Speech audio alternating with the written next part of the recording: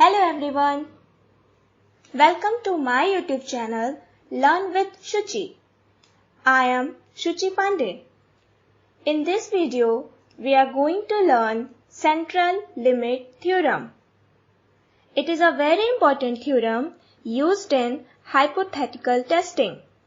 It is also a very important topic of research methodology. If you like this video, so please do not forget to subscribe.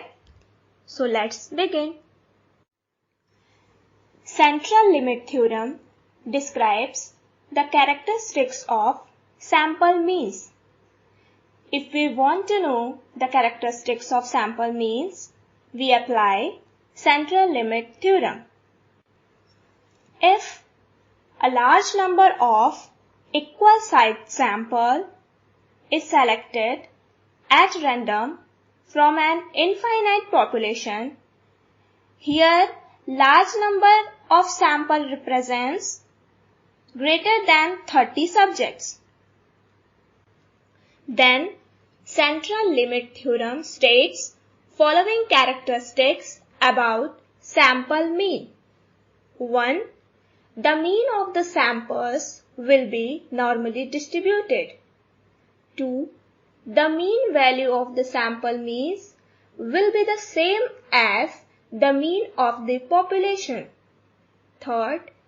The distribution of sample means will have its own standard deviation. This is in actuality the distribution of the expected sampling error known as the standard error of the mean. Standard error is computed from the following formula. Sx bar is equal to S upon under root n, where S is the standard deviation of individual scores, n is the size of sample, and Sx bar is the standard error of the mean. Suppose we have sample size equal to 1. Then from the formula Sx bar is equal to S, that is standard error is equal to standard deviation. And when we have sample size is equal to infinite, then Sx bar is equal to 0. So, as the size of sample increases, the standard error of the mean decreases.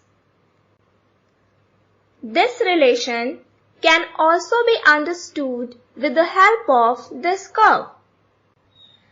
As sample size increases, the magnitude of the error decreases.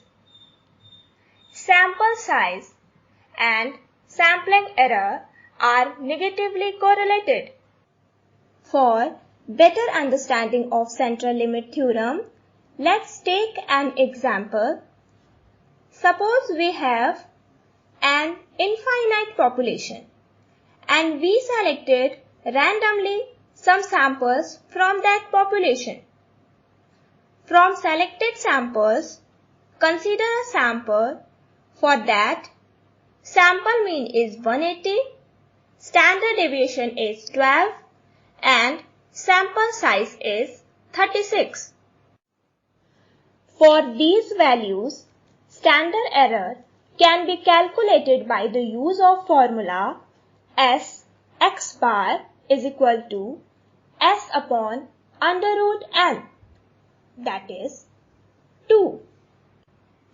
Since standard error is equal to 2 points, there is approximately a 68 upon 100 probability that the mean of any randomly selected sample of n is equal to 36 and S is equal to 12 would not be more than 2 points away from the population mean.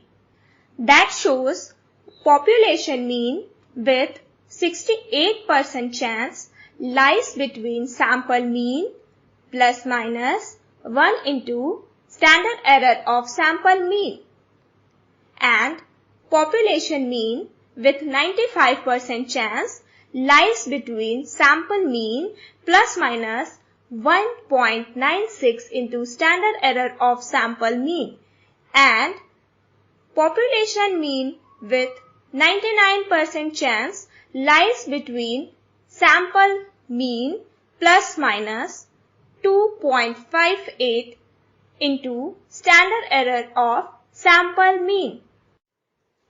By knowing the mean and the standard error of the mean of a sample, we can easily determine the confidence interval within which the true mean of the population most likely will be. If you want to know more about confidence interval, then please watch my next video on confidence interval. At 68% confidence interval, the population mean lies in between 178 to 182. At 95% confidence interval, the population mean lies in between 176.08 to 183.92, and at 99% confidence interval, the population mean lies in between 174.84 to 185.16. Thus, with the help of central limit theorem, we can easily predict mean of infinite number of population from one single sample. Here I am ending this session. If you have any queries regarding to central limit theorem, please comment, and if you like my video, please like, share and subscribe to my YouTube channel Learn with Shuchi. For more update, please press bell icon. Thank you for watching.